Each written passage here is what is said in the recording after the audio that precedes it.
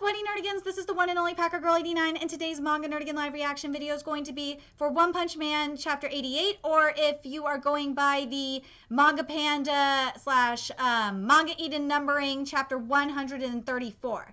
So, last chapter, we got to see even more of Garo really becoming more of a hero, but in a way, like, the more I think about it, Garo is more of a vigilante. Let me put it this way. If you've read Vigilante Boku no Hero Academia Illegals, I would say Garo is more like Knuckle Duster, maybe like a combination of Knuckle Duster meets Koichi from Vigilante Boku no Hero Academia Illegals. And to me, that just makes more sense. Anyway, near the end of the chapter, oh boy, Royal Ripper and Bug God showed up. So let's see what happens in this chapter of One Punch Man. So those who are beyond comprehension by human intelligence. Garo-kun, we've been ordered by Giro to watch your every move, to decide whether you deserve to be our comrade. Hero Hunter, are you just some weirdo obsessed with telling everyone I'm a monster? Or are you a monster? Ha, that's one cocky attitude. I'm the one who's disappointed by how merciful you lot are. Then kill that child. Huh? And just what are you getting at? Monsters are beings who have abandoned their humanity and existence detached from the world of humans. And you know what? That's just not in appearances, bro. It's not, because you can physically look human and still be and still have abandoned your humanity and have an existence detached from the world of humans. I'm going to give you guys an example, and I'm probably going to there's going to be some major spoilers. And and ultimately their humanity was their ultimate downfall. So, sorry for those that have not that are not caught up in Gintama manga, but you should be. Seriously, you need to be. So, in Gintama, Utsuru is a fucking, or he was, because he's dead now, was like an unstoppable, immortal monster. But what ultimately destroyed Utsuru, what was ultimately his downfall, was that piece of humanity that he still had within him, aka Yosho. Because how Utsuru became a monster, he was a monster for most of his life, but there was a period in Utsuru's life where he was peaceful and happy. He had some humanity in him, and that was Yosho. And when Yosho was killed, that's when he, in essence, his humanity that was the death of his humanity, and he went back to being a monster. But at the end of Gintama, in the final fight, and I was kind of mad that Shinsuke wasn't there for that. Sorachi, you just love to fucking troll me, don't you, Sorachi? Especially Sorachi is just a fucking troll, but that's a different story. But I will give Sorachi props for this. I really like that ultimately what was Utsuru's downfall was Yosho, that piece of Yosho that was buried deep inside of him. It wasn't completely dead at all. It was buried deep inside him, and it came after seeing the people of Edo coming together and sacrificing their life force to give energy to Sadaharu to seal off the dragon veins. That touched Utsuru's humanity, and that's what ultimately was his downfall. Sorry, I know I spoiled Gintama, but God, because it just made me think of it. The other thing that this is really making me think of is in Kimetsu no Yaiba, especially in the most recent chapters, something that was said, especially in chapter 98, which was the chapter that came out this week, was that Gyotaro, that his weakness Gyotaro was transformed into a demon. He was born a human but transformed into a demon. That Gyotaro's downfall was his humanity, aka his love for his sister. You know, his brotherly love for his sister. So that's just what this quote is really making me think of. And you have to wonder about a lot of the you have to then in essence you have to wonder about a lot of if monsters are just based on appearance at some point, because a lot of people call like people that don't look human monsters. Well, what about you have to define what humanity is at that point, but that's just a whole different conversation. Anyway, Garo, we saw you rescue that child. That will not do.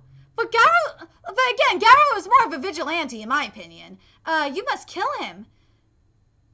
If you are to enlist in the Monster Association, you must first take the effort to earn our trust, and you have yet to abandon your humanity.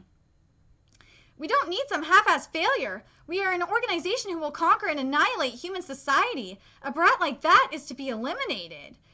Plus, you, just lost to that plain-looking hero. Even if you say you were caught off guard, can we really count on you in battle? Ooh, I love this panel right here. Garo in this panel right here looks badass as fuck. Kid, I've told you before and I'll tell you again. Hurry up and go home. My feet are shaking and I can't move. Sob, I can't move. Idiot, if you can't stand on your own, don't expect someone to come and save you. Nobody's gonna give a damn. And get rid of this crap. You'll need to protect yourself. It's situations like this you need to be strong for. And I gotta say, this right here is really making me think of Yusuke. And in a way, it's kind of making me think of it's something like something Jotaro would do. But the reason why it makes me think of Yusuke, Urameshi in particular, is because just think of it this way.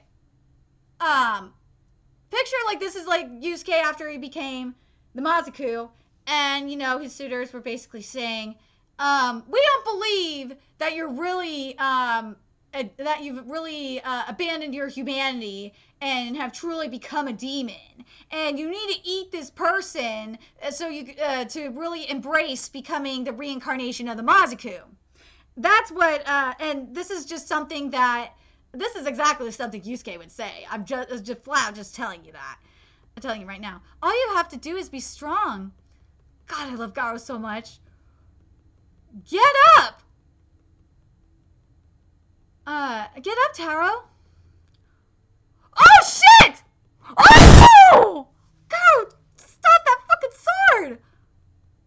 Well, Ripper, you gotta do better than that, man. Woo! Right in the guts! Kept moving. It's over. Now that you've made the choice to be our enemy, the self-proclaimed hero hunter who has never killed a single human. As I thought, you're just a fake. Hold on a second. What does a hero hunter have to do with killing a human? He's trying. What I think they really misinterpreted, or yeah, they really misinterpreted / misconstrued what a hero hunter is, or what Garo's version of a hero hunter is. And Garo's version of a hero hunter is definitely a less extreme version of Stains is literally, it's in the title, hero killer Stain. Like, Stain kills, period. But Stain is extremely specific in who he kills. He wants to kill fake heroes. And you know what? It's similar, but it's more, but Stains is more extreme. What Garo wants to do is he wants to, like, he doesn't want to kill. I would say he wants to, I don't know if disable would be the right word for it. oh God, what is the right word?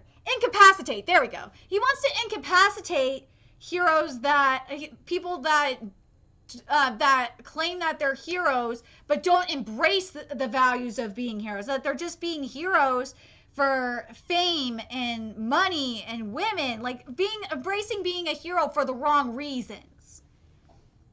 If that makes sense. You piss me off. Oh! Oh my God! Madhouse! Madhouse, you better animate this well. Oh my God. Dude, did Garo get a Zenkai boost or what? Wow. Woo! Excuse me. No! Manga, why?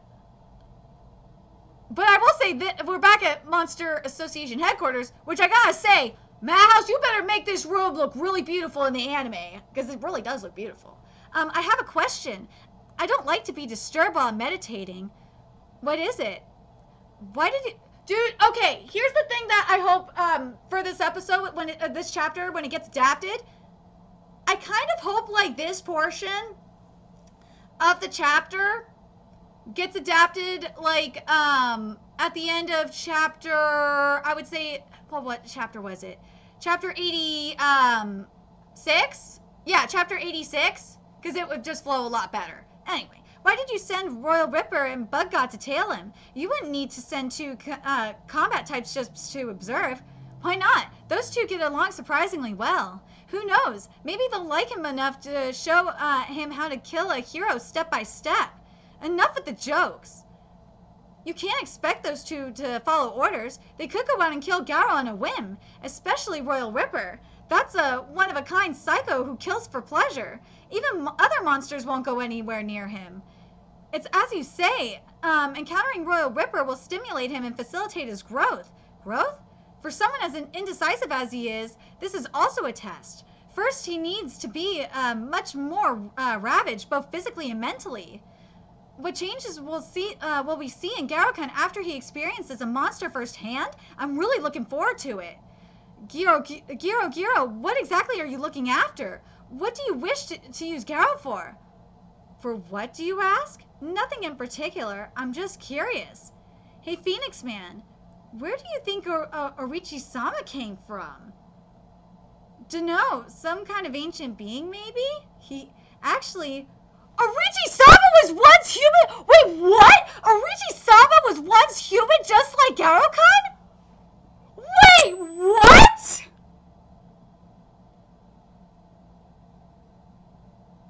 What?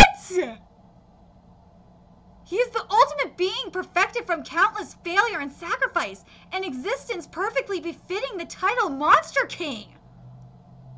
What? Orichi-sama was created by me! So he didn't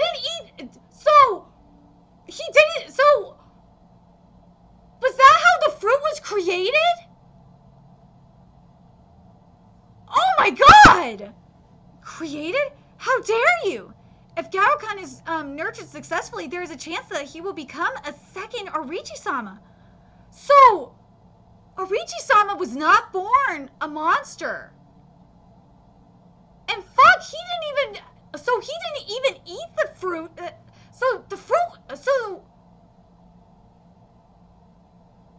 Damn, the fruit wasn't developed because of him either. Or no, you know what? I'm going to take that back. I think the fruit was developed because of Orichi-sama. Like, the reason why I say that is because Giro probably used Orichi-sama's DNA, because you have that mixture of human and monster, and that's how he probably developed the fruit. I'm just telling, that makes a lot of sense. Only I know the secret trick. Even though I've instructed Bug God to stop Royal Ripper if he goes overboard, if he dies, he dies. It means he was never good enough. I just have to wait for better material to show up. This is fucking insane! I've investigated the surrounding area and blocked the rear exit. Except for that gorilla, no one has entered or exited the premises for several hours. Are the other members also out? This would make for a perfect opportunity. The command center should be an observation room inside. Strange people with questionable backgrounds who moved here recently. Frequent transportation of large quantities of equipment and unidentified powders, crates filled with substances that reek. The information I've gathered match my predictions perfectly. There's no mistake, that's them. You bastards and I go a long way back. I've been chasing you for years. Or sorry, let me reread this. It's almost time to charge in. You bastards and I go a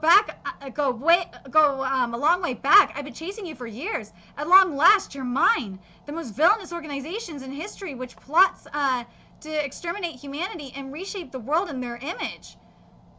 I had started to sense their true colors based on the recent events, but I haven't been able to catch them by their tail and peel off their mask. The cause of Shibabawa's The Earth is Trouble and Prophecy, and the brains behind the self-proclaimed Monster Association. They're the culprits behind everything. There's no mistake. Your run-ins today, House of Evolution. A customer? Oh my god. A customer? Are you a customer? Please wait a few moments. We are still getting ready. You change your base every so often. Now you're disguised as a takoyaki stand? Don't look down on me. I've investigated your trail. You can't fool me. I now go by the immortal hero Zombie Man. Or does it ring a bell if I mention experiment sample number 66? Huh? A hero's come to defeat the House of Evolution? My apologies, but the House of Evolution has already been annihilated. How did it... Dude, what is going... How did you not know about that, Zombie Man? What a surprise. To think that the famous S-Class hero Zombie Man would be a former test subject of the House of Evolution. That's interesting, too. Speaking of sample number 66, you certainly left quite an impression. An excellent specimen, the only success of the Immortal series, but you suddenly destroyed the lab and disappeared. It's been 10 years. I thought you might come back for revenge. So you're a hero now? You did it. You transformed yourself. Huh? So you want to kill me? That's fine. With the facility in ruins, I've lost my purpose and my desire to live forever. How was the House of Evolution erased? As long as you're alive, you can rebuild it any number of times. Why haven't you done so? Answer me, Dr. Genis. It's because he showed up. A power beyond artificial evolution. My research had lost. That was what I had thought. He had removed his limiter. Limiter? No matter how much effort one puts in, every living being has an intrinsic limit to its growth. Too much power becomes unbearable and overwhelms its host, turning it into a mindless, rampaging monster. Oh my god, this man... Dude, I understand why this is here now. This... Manga!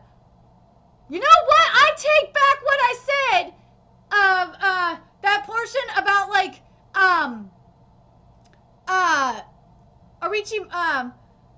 Arichi-sama? That portion about Arichi-sama? I take that back. I actually don't mind it being here. Because, damn, this chapter is so fascinating. I'm going to read this part again. Starting right here. It's because he showed up. A power... I think he's talking about Arichi! Oh my god! It's because he showed up. A power beyond artificial evolution. My research had lost. That was what I had thought. He had removed his limiter. Limiter? No matter how much effort one puts in. Every living being has an intrinsic limit to its growth.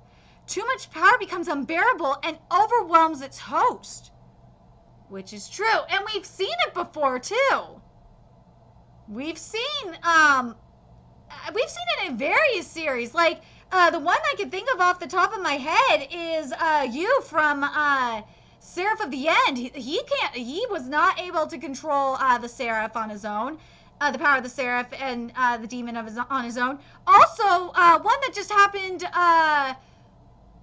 this past month was Rin and Ao no Exorcist, especially when it comes to breaking the limiter. Oh man, Rin definitely fits that bill to a T. Rin's power, whew, He did at the start of the chapter. He had no control over his power, but he did at the end. Also, Mob had no control over his power as well at the end of near the end of Mob Psycho 100. Or fuck, even throughout Mob Psycho 100, Mob had once Mob hit a limit, or hit that 100% limit, because and ultimately it was because he suppressed his power. That Mob didn't have control over his power. And because too much power becomes unbearable and overwhelms its host, and turning it into a mindless rampaging monster. And again, as I said, we've seen this time and time again, so this is very consistent. And also, we actually saw that recently in Golden Kamui as well. That I think about it. But look at my boy Garo! Woo! No! No! Leave him alone, my God! To ensure that we do not enter the realm where we lose all purpose and ability to reason, God has set limits to the growth of every being. The mechanism with which growth is controlled is called the limiter. But he had forced himself beyond the brink and succeeded in removing his limiter. So you're... Oh, man. That's how it was. So that Oh.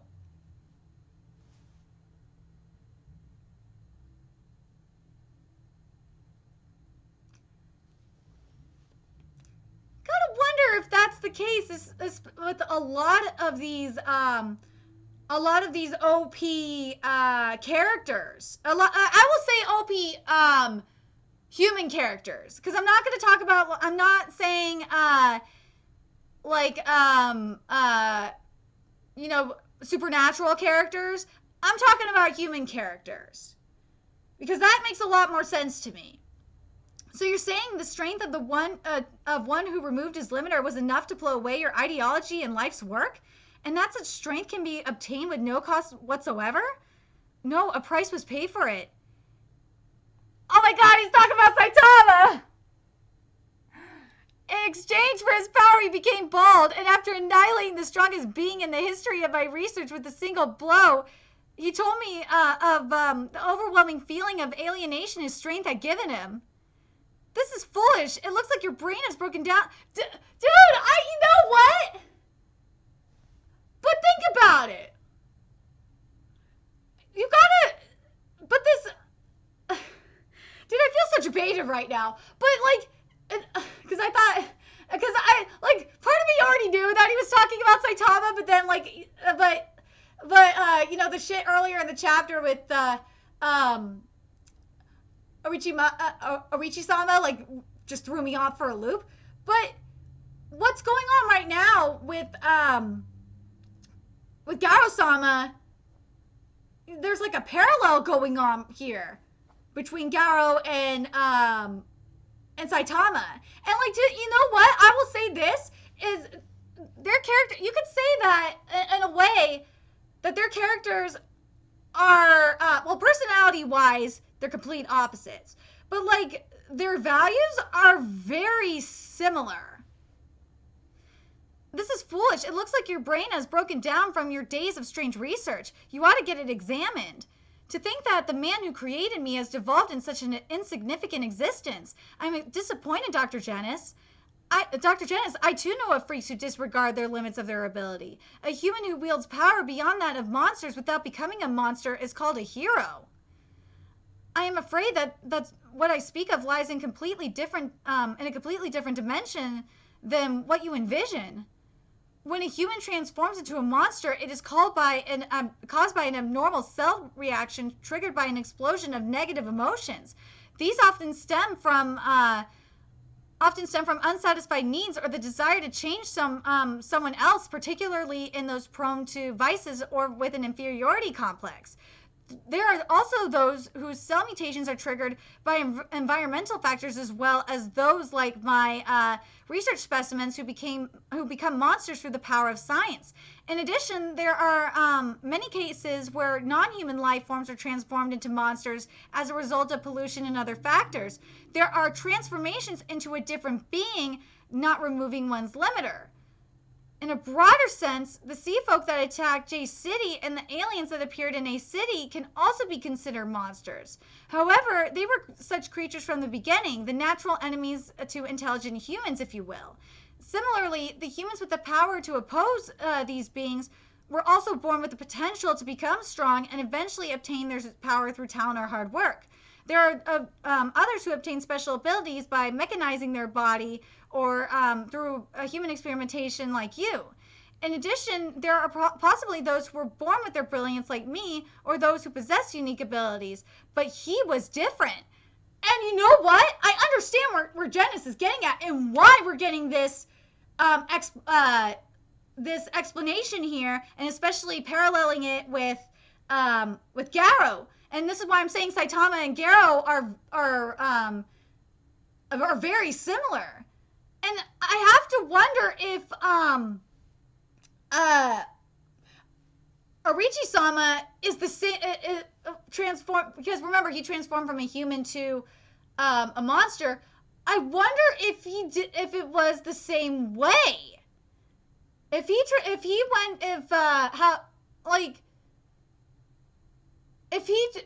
sounded to me like it was done via experimentation. But let me just double check. Hold on. I gotta double check this. Hold on a second.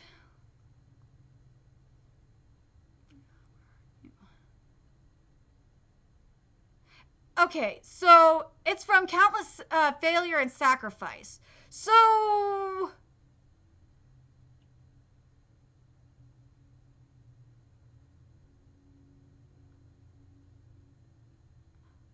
Okay, so...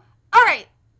So it does sound like, based on what Giro was saying, it does sound like that Orichi-sama was, because he said it was created by him. And I think the trial and error meant finding that trigger. I think that's what he meant. But it could be finding that limiter, excuse me, going beyond that limiter. It could be a combination of scientific experimentation and shit to find, or he had to use like experimentation to find the limiter. It might not be like in Garou's case where the limiter, Garou's naturally going beyond his limiter, but I'm very curious what you guys think. Do you guys think that Orichi-sama what beyond his limiter with a combination of experimentation and fighting, kind of like fighting or not fighting, training, or do you think it's kind of like Garou where it's happening happening like this, where it's happening just naturally with training? Let's see. Where are we? But he was different. An ordinary birth, an ordinary life, just a normal person with no talent or potential. Through effort alone, he pried open the door of his limit and broke his limiter. That's what I think Garou is more like, to be honest. I think Garou is like Saitama in that way. And he trained. Yes, Garou was Silverfang's top student. But I think he's more like. I think Garou is more like Saitama. I think Orichi-sama is probably a different case. The strength of those who break their limiters and evolve on their own defies common sense. That's what Garou is. Garou's like Saitama because, just as Janice said right here, the strength of those who break their limiters and evolve on their own defies common sense. If I had to guess how strong they become, just thinking about it makes me laugh at how comical my ambitions were. I'm sure you'll meet him someday. It seems he's working as a hero as well. Anything else? Why takoyaki? As I was researching cloning via regeneration, via regenerating different bodies, I successfully created an unlimited amount of octopus tentacles. Oh! Look at my boy, Garo! But Garo is just like Saitama. He broke his limiter. He broke his limiter naturally. I don't know if based on what Gyaro said, if Orichi-sama did it naturally, or if he had enhancer, like if he had like steroids and shit, like enhancers. I don't know. I can beat them. They're nothing compared to the old man. I can't believe it. A human can be this durable. It's 2-on-1. You against us. You're pretty strong. I was only gonna play with him. Forget it. Let's kill him. We're now officially getting started. I don't mind continuing, but I figured out all your moves. That's my boy! Get him, Garo! Whoa! Wait a minute, that spit.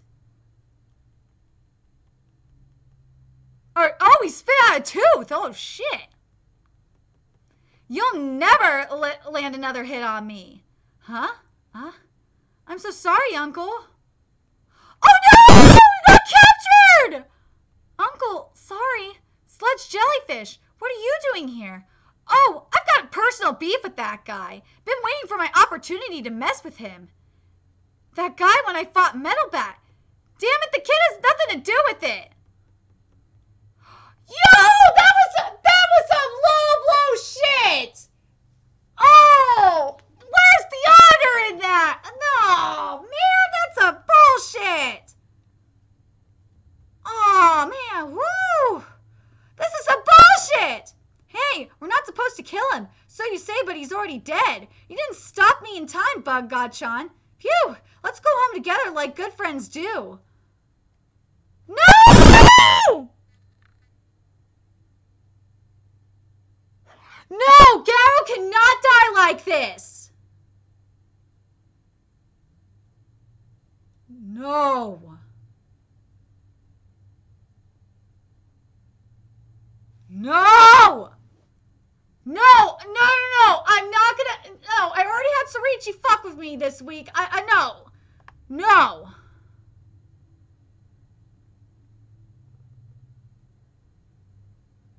Hold on a second. I want to check something from, I think it was on chapter 87. Real quick. Because there was something that Garo said about him healing abnormally fast. Where are you? Hold on a second. Where are you? That if he that all he needed was to eat and then he was healing. That he could eat, just heal faster if he was eating. Hold on a second, let me just make sure I'm right. Okay, I was wrong about, I thought there was something about him, about Garo just naturally healing fast, but I think I'm wrong on that. But I think, because based on this chapter, especially about what Dr. Jen has said, about a human going beyond the limiter naturally, because it's unpredictable what's going to happen. I am praying to God that Garo isn't dead. I just have this feeling that he's not dead. I honestly don't think he's dead, because based on the information that from this chapter, that if you go beyond the limiter, if a human goes beyond their limiter, it's impossible to predict like their abilities and how strong they are.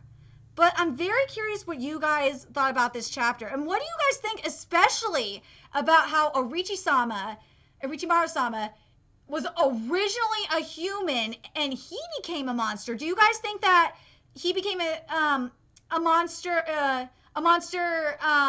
naturally, like Garo like Garo and Saitama? Or, well, Saitama's not a monster. Well, he's a monster, like, ability-wise. Fuck. Garo, he was somewhat physically coming like a monster. But, I don't know, like, in regards to appearances. I don't know how you get that appearance, though. I feel like there had to be some experimentation going on there. There had to be, like, some, what's the word? Biogenetic experimentation going on there. But I'm really curious what you guys thought about this chapter. Do you guys think Garo's dead? Do you guys think that Garo and Saitama are a lot more alike, especially in regards to limits? Do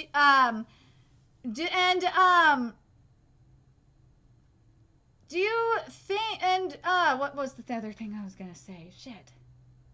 Oh yeah, and what do you? And also in regards to Garo, do you guys think that Garo, based on what we've seen, especially up to this point, do you guys think he's more of a vigilante, especially like Knuckle Duster? He totally is. And also, and I just remembered the other thing I want to say. And what do you think about this definition of a monster? Like, this definition of a monster is just doesn't apply to. Based on this definition of a monster, it's definitely not just based on appearance. Anyway, let me know your thoughts in the comment section below, and remember to like, comment, share, and subscribe to Nerdigans Inc. If you love what I'm doing and want to contribute to my channel expansion, there's a few ways you can do that. You can donate to my PayPal, Patreon, or purchase something off my Amazon wishlist. All that's in the description box below. Also, make sure you follow me on oh, and also, yeah, if I didn't say GoFundMe, donate to that too. Follow me on Twitter, Twitch, Facebook, and friend me on PlayStation Network. That's in the description box below as well. And until next time, Nerdigans, I'll be seeing you later. Bye!